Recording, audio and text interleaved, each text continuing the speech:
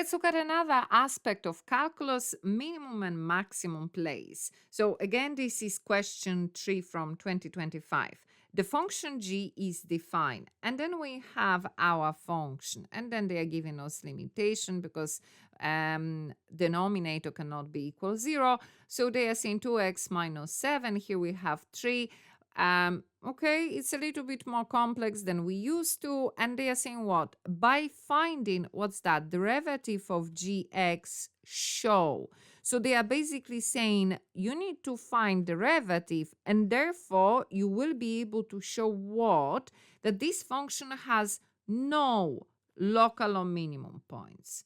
Okay, when we are seeing maximum and minimum points, what do we think about? We are saying, okay, first of all, we need to create a derivative, isn't it? Then, second thing, we take our derivative and we equal to 0. Then in the next step, we find the value of x. And then in the next step, we take x back to the original function and therefore find the value of y. Now, here we are not going to get that because they are saying we need to show that there is no minimum maximum points. But I'm saying, okay, since that's the steps, then it should become clear, isn't it? Okay, so first thing, I need to find derivative of that. When you have x in the denominator, or you have x under the root, the problem we are having that in your table, if you look at the formulas, there is no such examples. You do not have x in the denominator anywhere or x under the root. So what do I do? When you have any of this situation, one of the things you can do, you can change the way they are written. Now, that is my preference. I know that some of you will prefer to use quotient rule here, meaning treat that this is a function divided by a function, and yes, you can do that. I'm going to go with that change. Personally, I think that is easier, but like I'm saying, personal preference. Okay, so how do I implement that change?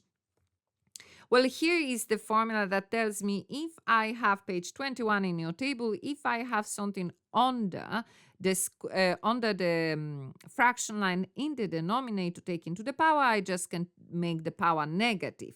That's the first thing. And then second formula tells me if I have a root, not necessarily square root, can be any root, then I can change the way it is written to take that to the power of a fraction. So applying both of those, applying the one of the formula here, so we are saying that my function gx will be 3 multiply by 2x minus 7. The power I'm having here is plus 1, therefore minus 1. That's basically what we are having. So what do I do with it? Well, what you have inside here, that is again, this like a function within a function, because in itself it can be a function, isn't it? So I'm saying, what if I had 3x minus 1? What will happen? I will apply my first formula from the table, n will go in the front, x, and then power minus 1. So that means applying it here, what happen with that 3 that is here will cross over. So let's work on our first part of the derivative. So that will be 3. And then the power is multiplied by minus 1, multiplied by x, then minus 1, not x, my apologies. We don't have x. We have more than x. We have what? 2x minus 7. And then power of 1 is there. And then another minus 1. And now what do? We apply the chain rule the same. It was in the first part of this question 3.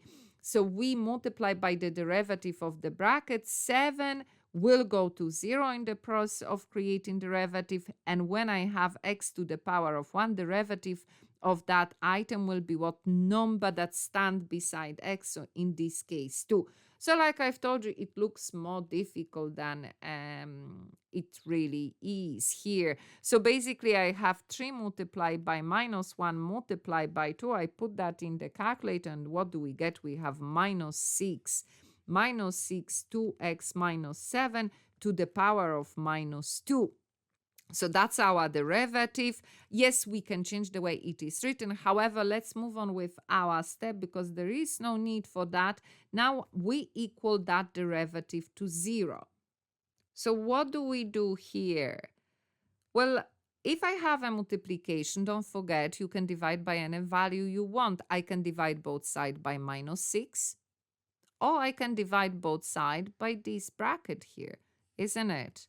So divided by 2x minus 7 to the power of minus 2. And if we going to do that, what happened to the power of minus 2? Then I am left with minus 6 on one side of the equation and then 0 on the other side. And obviously that do not equal. Therefore, we are writing here, therefore, that shows that there is no maximum or minimum point, yeah? Because minus 6 do not equal 0.